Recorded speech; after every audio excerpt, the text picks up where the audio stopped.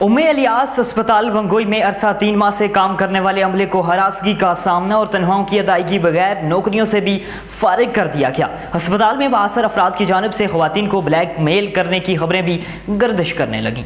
सबसे पहले बात यह है कि हम 40-35 बंदे उम्मे इलियास अस्पताल बंगोई में अरसा 3 महीने से मुलाजमत कर रहे थे।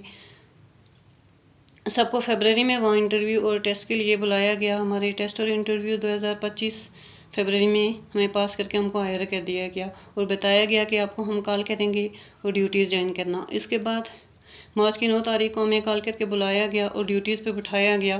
फिर 25 मार्च को डॉक्टर राशिद साहब आए, आके अस्पताल का इफ्तिताह किया। हम सब ने पहले ही बताया वहाँ मैनेजर साहब को कि हम ऑलरेडी जॉब करते हैं, हम रिज़ाइन देकर आए हैं, कोई इशू तो नहीं होगा। उन्होंने कहा कि आप सब अपनी अपनी ड्यूटीज़ करें, कोई इशू नहीं होगा।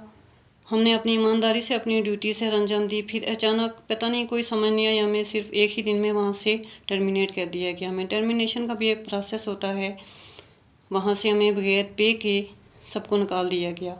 हमारे साथ ज़्यादती की गई है, हमें इंसाफ चाहिए। बदकिस्मती से हमारे माशरे में जो हो रहा है, मेरे साथ और मेरे बहन भाइयों के साथ भी वही हुआ है। हमने ड्यूटीज़ करवा के हमसे बगैर किसी रीज़न के टर्मिनेट किया गया है। MS साहब जिनका तल्लक बाग से है, वो कुछ टाइम के लिए हॉस्पिटल आते थे, राउंड करके चले जाते थे।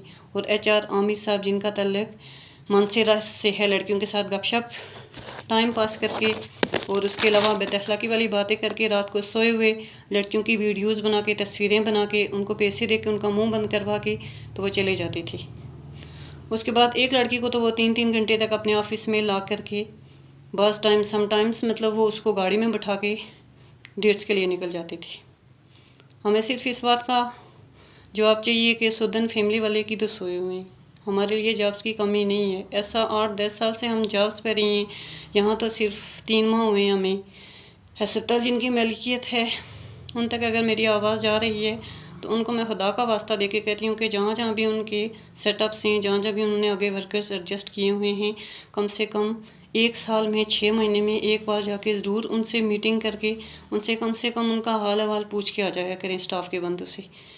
और जो मतलब मैनेजर का काम होता है, वहाँ पर वो लड़कियों के साथ बस धमकी देते थे कि रावलाकोट वाले क्या कर सकते हैं, बंगोई वाले क्या कर सकते हैं, कश्मीर वाले क्या कर सकते हैं। अगर एक पंजाब वाला बंदा आके यहाँ पे रावलाकोट के बारे में बातें करे और धमकियाँ दे लड़कियों को, वो भी तो फिर रावलाकोट के जिस बंदे तक मेरी आवाज़ जा रही है, मैं उससे ये रिक्वेस्ट करती हूँ कि हम आप लोगों के बहन भाई हैं, हम सबको इंसाफ चाहिए।